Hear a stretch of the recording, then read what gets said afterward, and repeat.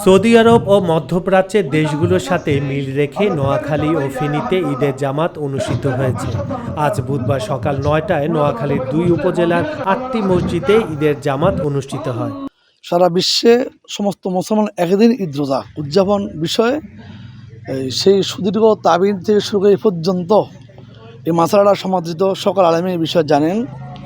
আমরা এখানকার প্রায় ১৫০ শতাধিক বছর ধরে চলে আসছে। অন্যদিকে ফেনী সদর উপজেলার পূর্ব সুলতানপুর, রশিদিয়া দরবার শরীফ এবং পরশুরাম পৌরসভার কোলাপাড়া ছয়ঘরিয়া এলাকায় ঈদের জামাত অনুষ্ঠিত হয়েছে। আমি আজকে ৪০ বছর পর্যন্ত এখানে উদযাপন করি। আমার কাছে খুব ভালো লাগছে। আমার চাহিদা মিঠে, মনের চাহিদাটা মিঠে, এখানে ঈদ উদযাপন করি। আমাদের কাছে তো আনন্দের বিষয়, ঈদ তো আনন্দেরই। সব দেশে ঈদ করতেছে, বাংলাদেশে প্রায় কয়েকশো গ্রাম ঈদ করতেছে, কয়েক লক্ষ মানুষ একসাথে। তো আমরা গুটি কয়েক মানুষ ঈদ উদযাপন করতেছে না, তো তারাও তাদের সাথে আমরা ঈদের আনন্দ ভাগাভাগি করতে চাই। সারা বিশ্বে যেভাবে একই দিন ঈদের জামাত হচ্ছে, আমি চাই ভারত বাংলাদেশ যারা আছে তারাও যেন এইভাবে একই দিন ঈদের জামাত আদায় করা হয়।